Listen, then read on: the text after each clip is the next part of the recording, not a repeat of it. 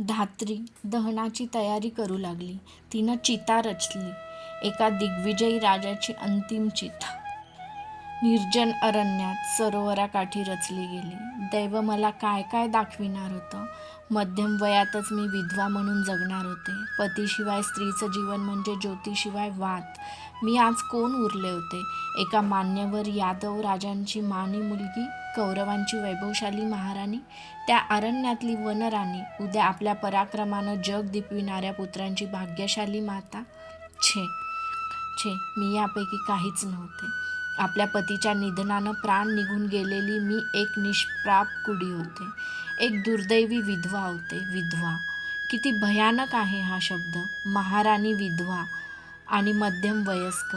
छे, कशात आणि काय संगती होती. माझं जीवन म्हणजे आहे तरी काय. कुठल्या धैर्यानं दुर्दैवाचं हे उकळते कड सोसू. या अरण्यात कोण मला धैर्याचं आणि सांत्वनाचे 4 शब्द सांगणार. चोहोबाजूंनी आकाशाचा घुमटच जर अंगावर कोसळला तर माणूस आश्रयासाठी कुठं जाईल. मी एका अजाण बालकाला स्वतःच्या हातांनी मृत्यूच्या मांडीवर ठेवलं होतं. म्हणून तर मृत्यू आपले काळे दात विचकून मला त्याबद्दलही कठोर शिक्षा देत नव्हता ना. पुढं भयांदरी आणि मागं गर्द अरण्य, असंच माझं जीवन नव्हतं का. बालपणात मी बाबांच्या हातचं खेळणं होते. भोजपुरात मी दुर्वासांच्या हातचं खेळणं झाले आणि आज या अफाट वेगानं धावणाऱ्या काळाच्या हातचं खेळणं झाले. त्याच्याबरोबर धावताना माझी आता उरसफोड होणार होती.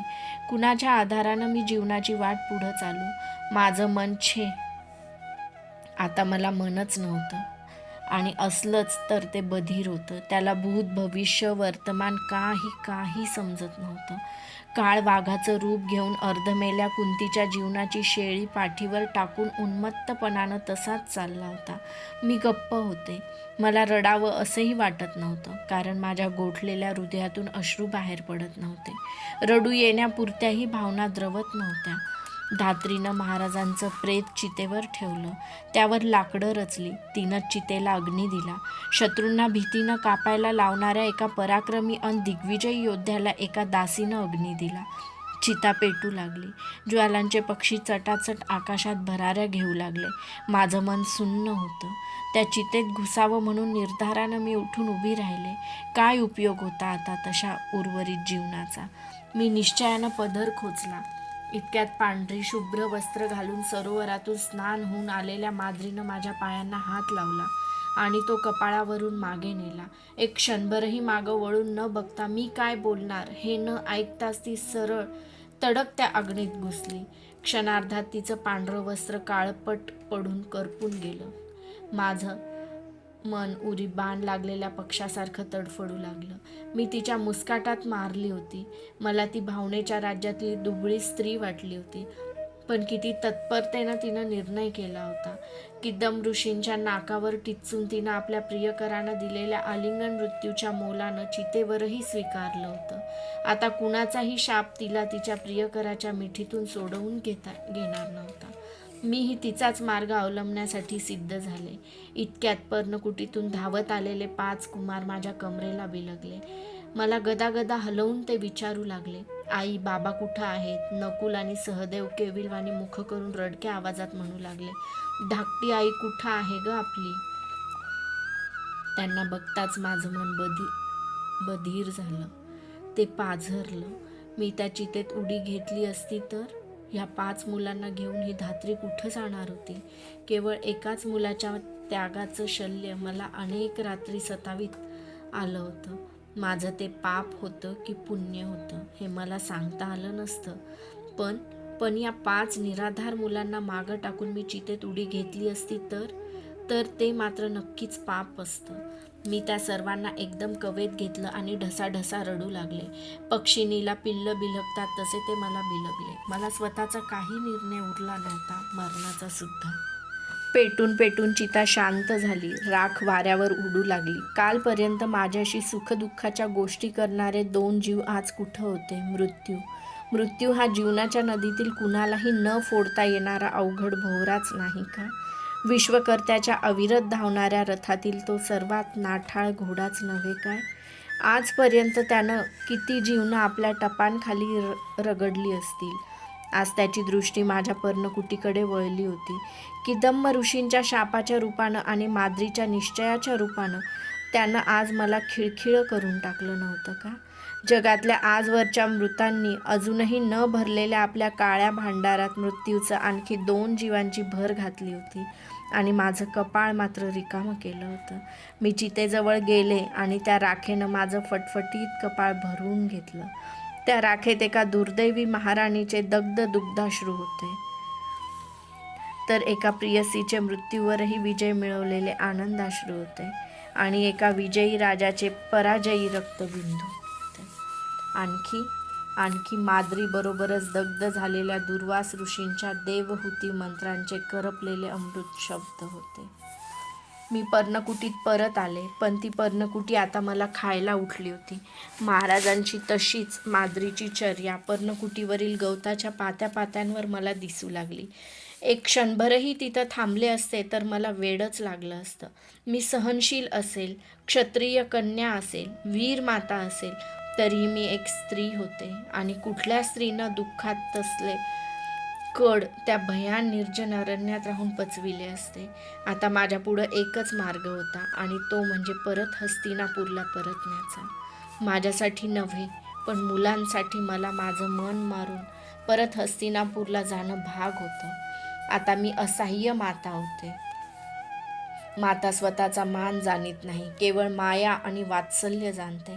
अजान मुलांना आणि धात्रीला घेऊन मी अरण्यात राहू शकले असते काय? ज्या शापासाठी मी हस्तिनापूर सोडले होते, त्याच शापामुळे मला परत हस्तिनापूरची वाट धरावी लागत होती. येताना महाराज, मी, माद्री आणि धात्री होतो. परत जाताना मात्र महाराज आणि माद्रीच्या रूपानं ही 5 मुलं होती. जीवाच्या मायेनं जपलं तर मुलं भविष्यात काहीतरी करणार होती. नाहीतर वास्तवतेच्या अग्नीत आमच्या जीवनाचे अंकुर आजपर्यंत जळून गेले, तसेच त्या 5 मुलांचेही गेले असते. आता मला रडून भागणार नव्हतं. रडल्यानं भवितव्य बदललं नसतं. परिस्थितीच्या या आव्हानांना तोंड देणं हेच आता योग्य होणार होतं. स्त्रीला अबला म्हणणारा समाज आणि निसर्ग या दोहोंनी मला दाखवून द्यायचं होतं. प्रतिकूल परिस्थितीच्या चिखलातही मी 5 कमलं नीट उमलू फुलवू शकले. आम्ही शतशृंग पर्वत सोडून हस्तिनापूरकडे निघालो. अनेक वर्षानंतर. या दीर्घ काळात कदाचित हस्तिनापुराचं सगळंच बदलून गेलं असेल. महाराणी कुंतीबद्दल नगरजनांच्या भावना बोथट झाल्या असतील. कदाचित तिला ते विसरूनही गेले असतील. 1 महिन्यानंतर आम्ही परत गंगेच्या तीरावर आलो. दूरवर हस्तिनापूर दिसत होतं. गंगेवर येताच मी कानातून काढून पाण्यात टाकलेल्या राजमातेच्या कुंडलांची आठवण झाली. गंगेच्या चिखलात ती रापून गेली असतील आणि मी अश्वनदीत सोडलेली त्यावेळची ती 2 जिवंत सोनेरी कुंडलं आता कुठं असतील, कशी असतील, काय झालं असेल इतक्या वर्षात या अजान बालकांचं? एका सारथ्याच्या कुलात तो सारथी म्हणून वाढला असेल, घोड्यांना खरारा करीत असेल, आपल्या कुंडलांबद्दल अनेक प्रश्न विचारित असेल. माझ्या भवितव्याची ही अशी परवड होणार हे मला त्याच वेळी समजलं असतं तर मी त्याला एकट्यालाच घेऊन कुठंतरी गेले असते. पण ज्या कल्पनेनं मी त्याचा त्याग केला होता, ती कल्पना तरी साकार झाली होती का? मी एक महाराणी म्हणून तरी किती दिवस हस्तिनापुरात राहिले होते. त्याच्या त्यागाबद्दल न्यायनिष्ठूर काळानं माझ्यावर भयानक सूडच उगविला नव्हता का? पण आता मला कसलाच विचार करायचा नव्हता. स्त्री ही प्रतिकूल परिस्थितीत सुद्धा जास्तीत जास्त विधायक कार्य करणंच जाणीत असते. माझ्या 5 मुलांचा सांभाळ करणं हेच आता माझं कर्तव्य होतं. तो सोनेरी कुंडलांचा मुलगा म्हणजे त्या उद्यानात अशोक वृक्षावरून खाली पडलेल्या चंडोल पक्ष्यांच्या पिलासारखा होता. त्या कुंडलाचाही दोष नव्हता, असलाच तर परिस्थितीचा होता. केवळ काळच त्याला परत आपल्या भावंडात आणण्यास समर्थ होता, बाकी कुणीही नाही. ना पृथू, ना पृथूचा पिता, ना दुर्वास. आम्ही सर्वांनी नगरात प्रवेश केला. त्या नगरात प्रथम मी महाराणी म्हणून आले होते, नंतर संन्यासिनी म्हणून बाहेर गेले आणि आज अनेक वर्षानंतर एक विधवा म्हणून प्रवेश करीत होते. पण तरीही माझं मन शांत होतं. दुःखाच्या सतत आघातानं आता ते तसंच तयार झालं होतं. मला माहीत झालं होतं की शोक हा दुःखावरचा शेवटचा उपाय नाही. घडणारी प्रत्येक घटना अटळ असते. तिला काहीतरी तसाच गूढ अर्थ असतो, काहीतरी कारण असतं. जगात एकही घटना निरर्थक नसते. आम्ही राजवाड्यावर आलो. आता राजमाता मला महाराजांबद्दल काहीतरी विचारतील म्हणून मी मनाची तयारी करू लागले. पण आम्हात त्यांनी आणखी एक आघात माझ्यावर केला. त्यांनी सांगितलं, महाराजांच्या अकालीच राज्य सोडून अरण्यात जाण्याच्या धास्ती घेऊन त्या मातेनं हस्तिनापूर कायमचं सोडलं होतं. आता माझ्यासाठी मोठ्या मनाचा असा एकच आधार होता आणि तो म्हणजे पितामह भीष्मांचा. त्यांनी मला पाहताच आस्थेनं विचारलं, कुंती, पांडू आणि माद्री कुठं आहेत? मी शांतपणे उत्तर दिलं, ते किदम ऋषींच्या माझ्या भविष्याचा अंत विचारायला गेले आहेत. पुढं होत त्यांनी माझ्या खांद्यावर मायेनं हात ठेवला आणि धीर गंभीर आवाजात ते म्हणाले, तो अंत त्यानं कशाला सांगायला पाहिजे? मी भीष्म त्यासाठी समर्थ आहे. कुंती, आजपासून तू कौरवांची राजमाता आहेस. जा वाड्यात. वाड्याच्या पायदंडीवर माझ्या 5 पुत्रांसह धात्रीला घेऊन पाऊल ठेवताना मी पितामहांकडे पाहिलं. उत्तरीयांच्या शेवानं ते आपल्या ओलसर डोळ्यांच्या कडा पुशीत होते. या काळात हस्तिनापूर साफ बदललं होतं. राज्याची सर्व सूत्र महाराज धृतराष्ट्रांच्या हाती गेली होती. आम्ही अरण्यात गेल्यानंतर लागलीच गांधार देशाच्या स्वरूप संपन्न गांधारी देवींशी त्यांचा विवाह झाला होता. विदुर भाऊजींचाही विवाह झाला होता, पण ते राज्यात सल्ला देण्यापेक्षा जास्त लक्ष घालीत नव्हते. राजवाड्यांची कौरवांची सगळी वृद्ध माणसं अनंताच्या न संपणाऱ्या प्रवासाला केव्हाच निघून गेली होती. एकटे पितामह भीष्म मात्र हिमालयासारखे उभे असून खंबीरपणानं सगळीकडं लक्ष देत होते. महाराणी गांधारी देवींना व्यास मुनींच्या वरदानापासून 100 मुले आणि 1 मुलगी झाली होती. मुलीचं नाव दुःशला होतं. मुलांमध्ये सर्वात मोठा दुर्योधन होता. कौरवकुल वटवृक्षासारखा फैलावला होता. नगरात द्रोण नावाचे कुशल गुरु सर्व राजकुमारांना युद्धविद्या शिकविण्यासाठी आले होते. मी राजवाड्यात राजमाता म्हणून वावरू लागले. माझ्या मुलांना महाराजांचे पुत्र म्हणून सर्वजण प्रेमानं वागवू लागले. गतकालातील महाराजांच्या दिग्विजयी आणि पितामह भीष्मांचा दरारा यामुळे सर्वजण मला राजमाता म्हणून मान देऊ लागले. माझी मुलं राजपुत्रांच्या युद्धशाळेत युद्धविद्येचं शिक्षण घेऊ लागली. जात्याच हुशार आणि विनयी असल्यामुळे ती सर्वांना आवडू लागली. अर्जुन हा तर गुरु द्रोणांचा सर्वात लाडका शिष्य झाला. ते नेहमी म्हणू लागले, अर्जुनासारखा धनुर्धर साऱ्या आर्यवर्तात असणार नाही. मुलंही एकमेकांशी मिळून मिसळून वागू लागली. ते सावत्र भाऊ होते हे कुणालाही सांगून देखून पटलं नसतं. परिस्थितीच्या निर्गुण थपडा खात आलेलं माझं मन हे सारं पाहून निर्धास्तपणे विसावलं. मी परत येण्यात मुलांचं हितच झालं हे पाहून मी मनोमन सुखावले. आता राजमाता म्हणून सुख समाधानानं जगू लागले होते. 20 वर्षाच्या वनवासाच्या मुशीतून तावून सुलाखून निघालेलं हे राजमातेचं पद होतं. मला त्याचा अभिमान वाटत होता. का वाटू नये? परिस्थितीची सर्व आव्हानं एक स्त्री असूनही मी कसल्या अनपेक्षित धैर्यानं स्वीकारली होती. एकटीनं आणि मूकपणानं राजमाता म्हणून माझं जीवन आता समाधानाचा सुस्कारा टाकू लागलं. 5 पुत्रांकडे अपेक्षेनं बघू लागलं. पण कधीकधी मधूनच भोजपुरात जन्मलेल्या माझ्या प्रथम पुत्राची आठवण येई आणि मन सैराभैर होऊन जाई. हस्तिनापुरात आल्यानंतर 2 वर्षांनी घडलेली एक घटना. अशीच मी एकदा नगरातील विष्णूच्या मंदिरात देवदर्शनासाठी गेले होते. माझ्यासाठी पितामह भीष्मांनी एक स्वतंत्र पडदे लावलेला रथ ठेवला होता. त्यातून मी त्या दिवशी नगरात गेले होते. त्या रथाला 6 घोडे जोडण्याची व्यवस्था होती, पण मी सारथ्याला नेहमी 5च घोडे जोडायला सांगे. तो म्हणत असे, राजमाता, 1 घोडा न जोडल्यानं रथ बेंगरूळ दिसतो, शिवाय रथाचा समतोल राहत नाही. मी त्याला म्हणे, असू दे, ती मोकळी जागा मला नेहमीच कुणाची तरी आठवण करून देत राहील. तू 5च घोडे जोडत चल. जगाला 5 हा आकडा आठवतो, 6 नाही. त्या दिवशी आम्ही देवदर्शन करून परतलो. रथ राजवाड्याजवळ आला होता. थोडंच अंतर उरलं होतं, पण एक मोठा हबका बसून रथ मध्येच थांबला. मी सारथ्याला विचारलं, काय झालं? रथ का थांबविलास? तो म्हणाला, कुणी एक मुलगा आडवा आला होता राजमाता, रथाखाली सापडणारं मांजरीचं पिल्लू वाचविण्यासाठी. त्यानं आपला प्राण धोक्यात घातला. मी घोडे आवरले म्हणून तो वाचला. मला त्या मुलाचं कौतुक वाटलं. आपले प्राण धोक्यात घालून तो एका मांजरीच्या पिल्लाला वाचवीत होता आणि मी मात्र माता असून माझ्या मुलाला स्वतः दूर लोटलं होतं. किती मोठा झाला असेल तो. आता जर तो माझ्याजवळ आला असता तर मी त्याला माझ्या छातीशी कवटाळलं असतं.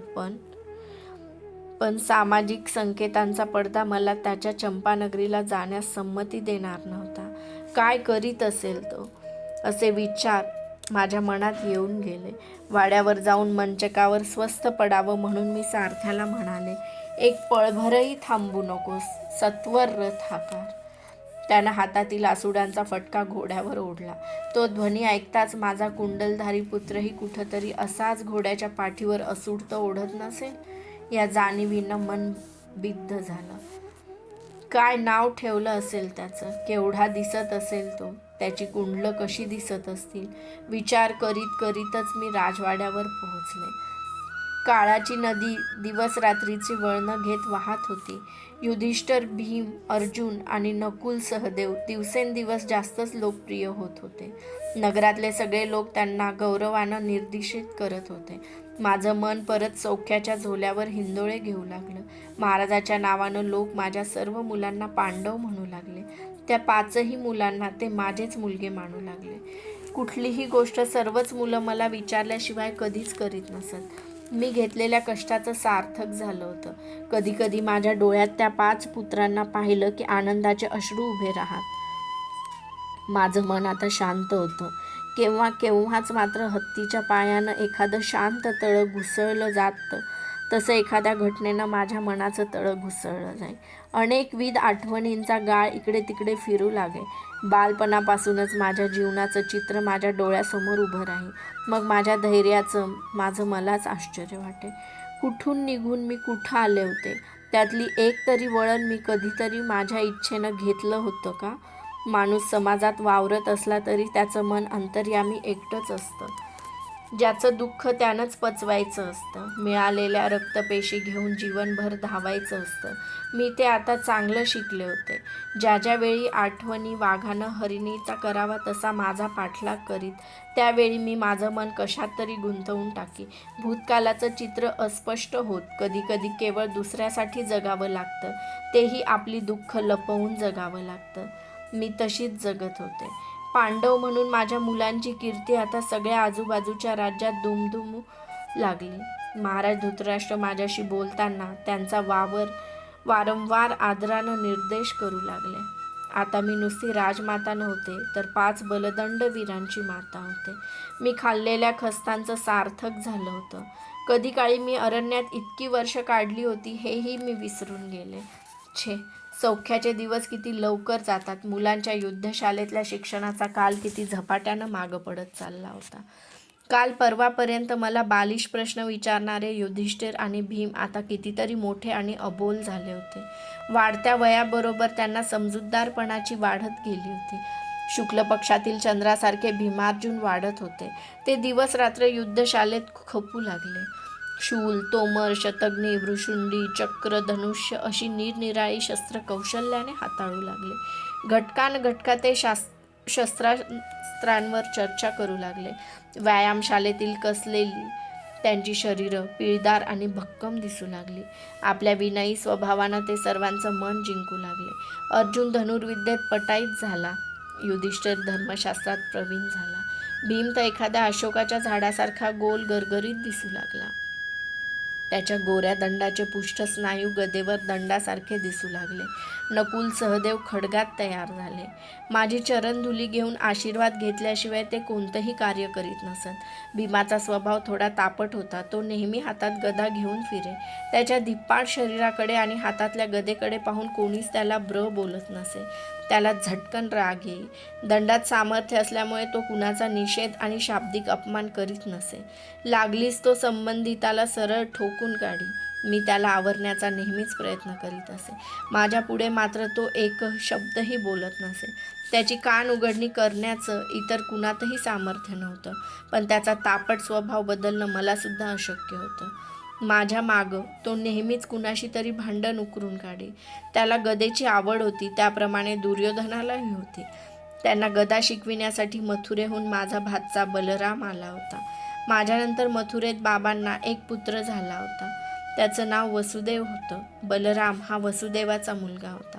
वसुदेवाला आणखी एक मुलगा होता. त्याचं नाव कृष्ण होतं. तो मथुरेतच होता. बलरामाच्या गदेच्या वर्गात